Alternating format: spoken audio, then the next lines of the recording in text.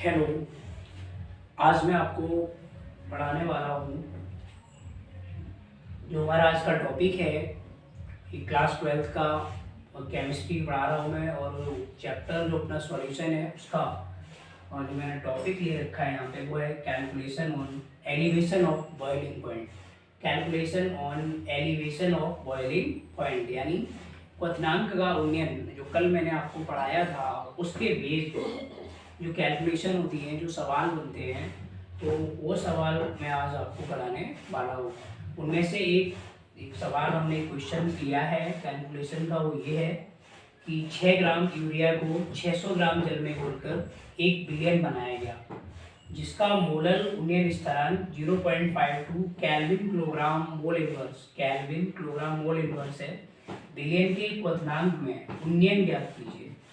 यहाँ आपको बिलियन के क्वथनांक में क्या याद करना है? उन्नयन ज्ञात करना है कि कितना एलिवेशन हुआ बॉइलिंग पॉइंट में, वो हमें यहाँ पे देखना है। तो हमारे पास 6 ग्राम यूरिया था और उसको हमने 600 ग्राम जल में घोल दिया, और उसके बाद में उसके क्वथनांक में उन्नयन हुआ होगा। तो उस उन्नयन को, कितना उन्नयन हुआ उसके टेम्परेचर में, वो हमको यहाँ पे क्या करना है। कैसे करेंगे? सबसे पहले हम इनकी वैल्यू को निकाल लेंगे। तो सबसे पहले हमें देखना है कि इसका स्मॉल डब्ल्यू कितना है। स्मॉल डब्ल्यू क्या होता है? ग्ले की मात्रा, जिसको हमने घोला है विलेन में, मतलब जिस पदार्थ को घोला गया है वो हमारा स्मॉल डब्ल्यू होगा। तो आप देखेंगे स्मॉल डब्ल्यू हमारा कितना है? 6 ग्राम यूरिया को घोला गया है, तो स्मॉल डब्ल्यू क्या हो जाएगा? 6 ग्राम हो जाएगा। उसके बाद आप देखोगे कितने जल में घोला गया है, तो वो हमारा लायक होता है, जिसको हम कैपिटल डब्ल्यू से डिनोट करते हैं। तो वो हमारा कैपिटल डब्ल्यू कितना हो गया? 600 ग्राम हो गया। उसके बाद में अगर आप देखोगे कि अणुभार की जरूरत होती है, ये m जो है वो यहाँ पे अणुभार है, अणु का भार होता है, और इसको हम मोलर मास भी कह देते हैं, मोलर द्रव्यमान या मोलर मास भी कह दिया जाता है। तो m कितना हो जाएगा? 60 हो जाएगा। तो मैं आपको इसको 60 कैसे आया ये अणुभार वो मैं निकाल के दिखाता हूँ। आप देखेंगे यहाँ पे यूरिया है, तो यूरिया का ये अणुभार है, जो m दिख रहा है यूरिया का अणुभार है। यूरिया का जो फॉर्मूला होता है NH2CO NH2 होता है ना। नाइट्रोजन का अगर आप परमाणु भार देखोगे तो वो होता है 14, और हाइड्रोजन का अगर आप देखोगे तो वो होता है 1 होता है, लेकिन 2 हाइड्रोजन है तो हम 2 लिख देते हैं। प्लस कार्बन का 12 होता है, प्लस ऑक्सीजन का 16 होता है, प्लस इस नाइट्रोजन का फिर 14 हो जाएगा, और प्लस इस हाइड्रोजन का फिर 2 हो जाएगा। 14 और 2 16 होते हैं, 16 और 12 ये 16 17 18 10 28 28 और 2 30 30 और 6 36 36 और 4 40 40 और 20 60 आ जाएगा। अणुभार जो आ रहा है वो कितना आ रहा है? 60 आ रहा है। तो मैंने वो लिख दिया, अणुभार इसका m बराबर 60 लिख दिया है। केवी जो इसका दिया हुआ है, देखो मोलर उन्नयन स्थिरांक, ये जो मोलर उन्नयन स्थिरांक है उसको हम केवी से व्यक्त करते हैं। केवी से, के या कांस्टेंट होता है, और बी का मतलब होता है बॉइलिंग पॉइंट। मतलब बॉइलिंग पॉइंट का जो कांस्टेंट वैल्यू है, स्थिरांक वैल्यू है, वो है हमारी 0.52, और ये किसमें होती है? केल्विन किलोग्राम मोल इनवर्स में होती है। और ये जो डेल्टा टीवी है वो हमने क्वेश्चन मार्क लगा रखा है, मतलब इसको हमको क्या करना है। तो हमारा जो फॉर्मूला है वो हमें याद रखना है, डेल्टा टीवी बराबर 1000 गुणा केवी गुणा स्मॉल डब्ल्यू, ठीक है, बटे में क्या हो जाता है? बटे में हो जाता है m गुणा कैपिटल डब्ल्यू। इस वैल्यू को यहाँ पे आप पुट कर लो, इनकी वैल्यू को। तो 1000 गुणा केवी का मान है 0.52 है, फिर गुणा लगा लेंगे, स्मॉल डब्ल्यू 6 होता है, और जो स्मॉल m होगा वो हमारा 60 हो जाएगा, और गुणा जो कैपिटल डब्ल्यू होता है वो हमारा कितना होगा? वो होगा हमारा 600। दशमलव के बाद में 2 अंक है, तो आप क्या करोगे? 2 बिंदी बना लो नीचे, और ये पॉइंट यहाँ से जो है कैंसिल कर देंगे। उसके बाद में देखो ये जो 3 बिंदी है इसको आप काट दीजिएगा, ठीक है। ये हमने 3 बिंदी यहाँ पे काट दी। अब ऊपर कितना बचा? 6 बचा, और नीचे कितना बचा? 600। इस 6 से ये 6 जो है वो कैंसिल हो गया।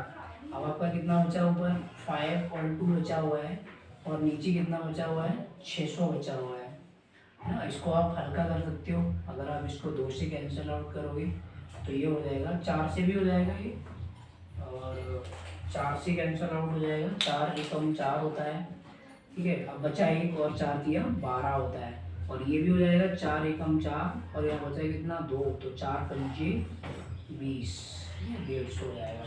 आप इसको हल कर लो, यहाँ पे कहीं भी कर सकते हो, यहाँ पे इसको हल कर लेते हैं। कितना आएगा ये 13 बटे कितना है 150 है। 13 में आपको 150 का भाग देना है, तो 0 लगा लो, पॉइंट बढ़ा के इस पर बिंदी बढ़ा लो। अभी भी नहीं दे रहा तो एक बिंदी और बढ़ा लो, अब ये चला जाएगा, बिंदी से बिंदी कैंसिल हो जाएगी। और ये 15 का देखते हैं, 15 तो 120, 15 कितने होते हैं 120 होते हैं, 10 बचेगा, ठीक है। फिर यहाँ बिंदी बढ़ा लो, और अब हो जाएगा 15 छिक्का 90, 15 छिक्का 90, और 15 छिक्का 90 इतना ही रहने देते हैं। तो कितनी वृद्धि हुई इसकी, इसकी जो वृद्धि हुई, यानी इसको ऐसे लिख लेंगे 13 बटे 150 बराबर में कितना आ जाएगा 0.086।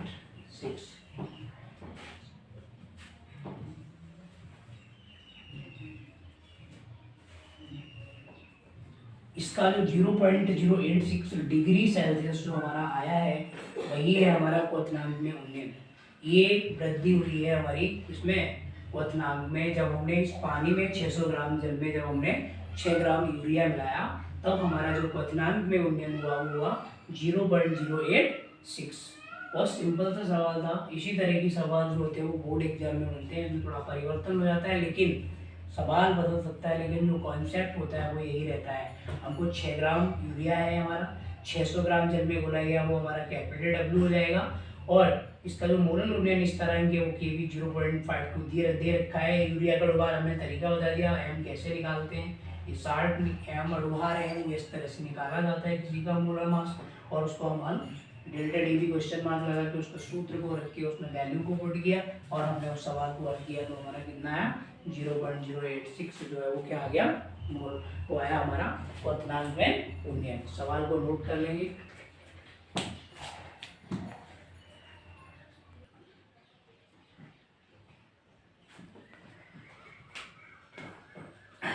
डियर स्टूडेंट्स, ये दूसरा सवाल है, इसको हम पढ़ेंगे और इसको हल करने की कोशिश करेंगे, हल करेंगे, बताएंगे हल करके कैसे होता है।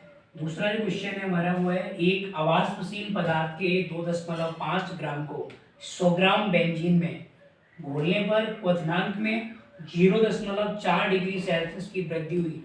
बेंजीन के लिए मोलल उन्नयन इस तरह 2.67 केल्विन किलोग्राम मोल इनवर्स है। पदार्थ का अणुभार ज्ञात कीजिए। इसमें क्या पूछा गया है, पदार्थ का अणुभार पूछा गया है। सबसे पहले हम देखेंगे कि यहाँ पर जो स्मॉल w है अपना वो कितना है। स्मॉल w यानी ब्ले की मात्रा जिसको बोला गया है, तो उसमें वो कह रहा है कि एक अवाष्पशील पदार्थ के 2.5 ग्राम को, कितने ग्राम को 2.5 ग्राम को जो है घोला गया है। उसके बाद आप देखोगे इसमें कह रहा है कितने जल में घोला गया है, किसमें बेंजीन में घोला गया है, जल में नहीं बल्कि बेंजीन में घोला गया है। एक वाष्पशील पदार्थ के 2.5 ग्राम को 100 ग्राम बेंजीन में घोला गया है, यानी घोला गया है। तो कैपिटल W बराबर कितना हो जाएगा हमारा 100 ग्राम हो जाएगा। तो इसका अणुभार आपको पूछा गया है, तो M जो है वो तो ज्ञात ही करना है, क्वेश्चन मार्क लगा लेंगे। Kb कितना दिया हुआ है इसका, जो Kb यानी मोलल उन्नयन स्थिरांक, मैंने बताया था मोलल उन्नयन स्थिरांक जो होता है वो कितना होता है हमारा Kb, वो दिया है 2.67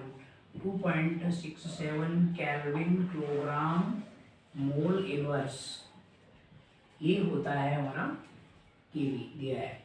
और डेल Dv जो कि क्वथनांक में उन्नयन है, तो उसमें कह रहा है कि क्वथनांक में 0.4 डिग्री सेल्सियस की वृद्धि हुई, यानी क्वथनांक कितना बढ़ गया 0.4 डिग्री सेल्सियस, यानी वो डेल्टा Tb हो जाएगा 0.4 डिग्री सेल्सियस। निकालना क्या है अणुभार, सूत्र हमें याद है, डेल Tb इक्वल टू 1000 गुणा Kb गुणा स्मॉल w बटे M गुणा कैपिटल W। हमें निकालना क्या है, M निकालना है, डेल्टा Tb ज्ञात है हमको, तो इसको डेल्टा टीवी को हम यहाँ पहुँचा देंगे, एम को इस जगह पे ले आएंगे। तो हमारा जो फॉर्मूला होगा वो क्या हो जाएगा, फिर देखो इसी में हम यहाँ इंटरचेंज कर रहे हैं, तो दूसरी जगह भी कर सकते हो। यहाँ पे हम एम ले आए क्योंकि इसको हमें ज्ञात करना है एम को बार, और यहाँ हो जाएगा फिर हमारा डेल्टा टीवी। वैल्यू को पुट करेंगे 1000, यहाँ पे कर देगा, यहाँ पे हो जाएगा 1000 होगा गुणा केवी, केवी कितना दिया है 2.67 दिया हुआ है, गुणा स्मॉल डब्ल्यू कितना दिया है 2.5 दिया हुआ है, और अपॉन में हो जाएगा इसका भार जो है वो क्या नाम डेल्टा टीवी जो दिया हुआ है वो दिया है 0.4 दिया है, और कैपिटल डब्ल्यू वो दिया है वो 100 दे रखा है। कितना दे रखा है 100 कैपिटल डब्ल्यू। अब इसके पॉइंट हटा लेते हैं। देखो पॉइंट के बाद ऊपर कितने अंक हैं 3 अंक हैं, दशमलव के बाद 2 अंक है, दशमलव के बाद 1 3 अंक है, नीचे दशमलव के बाद सिर्फ 1 अंक है। तो हम क्या करेंगे यहाँ पे 2 बिंदु बढ़ा लेंगे, तो 2 बिंदु बढ़ा के क्या होगा दशमलव से ये सभी दशमलव कट जाएंगे। अब देखो यहाँ से ये बिंदी कट जाएंगे तीनों, कैंसिल कर दो 3 बिंदी, ठीक है। नीचे 10 बचा हुआ है या 4 बचा हुआ है, तो 4 से कट जाएगा, 2 से काट दो, 2 से भी नहीं कटेगा, 2 से नहीं कटेगा ये 4, 5 से ये कट जाएगा, 5 दूनी 10 हो गया, और 5 25, ये 4 जो है वो कटेगा, ये 5 आ गया ना, 5 5 25 हो जाएगा, 5 दूनी 10 हो जाएगा।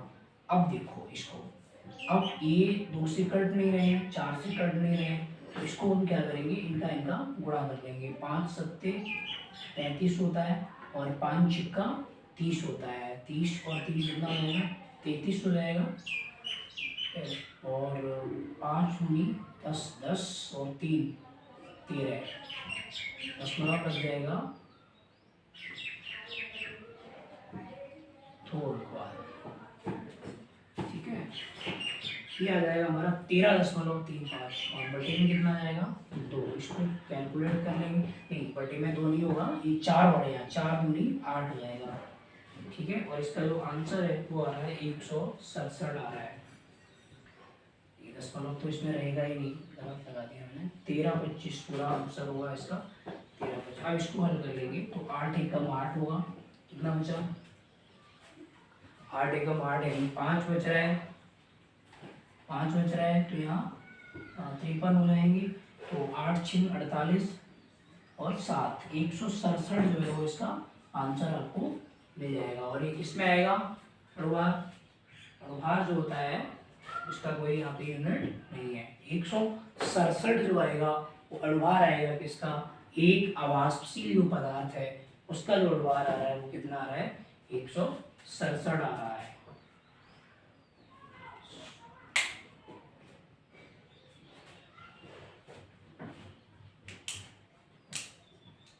यानी 166 कुछ आएगा आगे, 8 एकम 8 बचा 5 8 6 48 तो बचा 50 51 52 53 5 बचा, फिर 8 6 48 8 6 48 फिर बचा 5 और 2 7 बचा, हिंदी बढ़ गई, और 8 56 8 आएगा, तो इसको कितना मान लेंगे 167 मान लिया जाता है, ठीक है। तो इसको हल करेंगे, उतारेंगे इसको।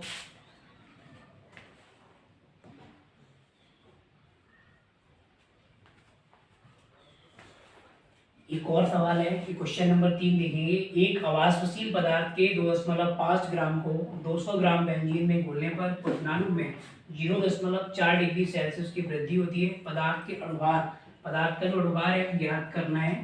बेंजीन के लिए जो केवी दिया हुआ है वो 2.67 दिया हुआ है, इसमें आपको अणुभार ज्ञात करना है। इस सवाल को आप खुद से हल करेंगे और इसका आंसर कमेंट में बताएंगे, कमेंट बॉक्स में इसका आंसर देंगे। अगर ये नहीं आता है तो आप कमेंट में ये लिख सकते हैं कि मैं हल नहीं कर पाया, तो इसको कल मैं इस सवाल को हल करवा दूंगा। पहले तो आप कोशिश करेंगे इस सवाल को हल करने की, और आज की जो क्लास है कैलकुलेशन की वो यहीं पे खत्म कर रहा हूँ, और इसको आप कोशिश करिए, कमेंट बॉक्स में बताइए कि आपने इसको हल कर लिया है या नहीं। अगर नहीं कर पाया है तो आप ये बताइए कि मैं नहीं कर पाया, तो कल मैं इसको फिर से हल करवा दूँगा।